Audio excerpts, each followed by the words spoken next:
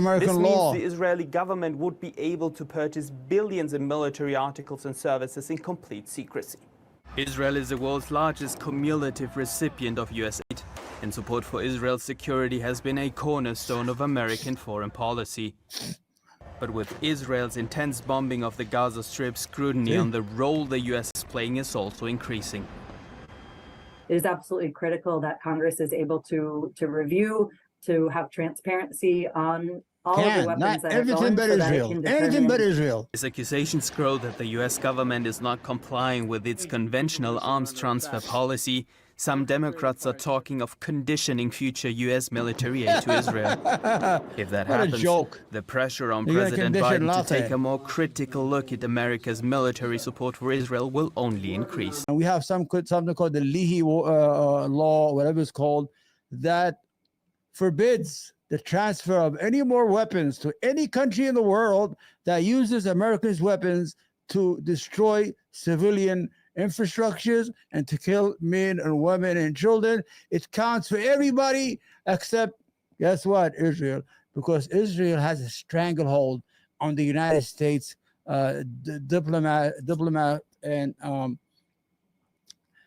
diplomacy and internal politics, and it just where Israel's bitch. Air defense, precision-guided munitions, small diameter bombs.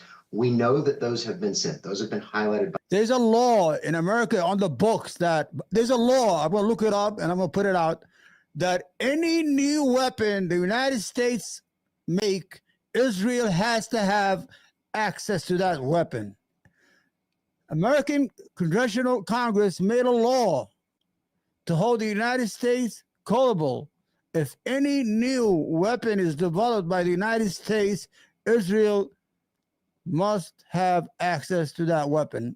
I swear to God, what I'm saying is true. Oversight or clarity offered in exactly who was ending up with those weapons. Settled. So there's a wide range of things being sent, but we don't have any specifics on what exactly that consists of. Well, Israel remains the largest recipient of U.S. military aid. The Biden administration recently requested that certain congressional oversight rules regarding weapon sales to Israel, that those rules be waived. Do we know why? I'm starving. It's really a matter of expedience. That's the White House's argument here. Congressional notification and review requirements add some amount of time. It might be weeks. It could, in some cases, be months, and in certain instances has been years of review and potential delay in weapons being sent. The Biden administration included a request to waive those provisions for Israel specifically, I think to avoid the risk that any future aid package, once you've approved an overall amount of aid funding, you break it up into packages later on, to avoid the risk that any one of those future aid packages might be delayed.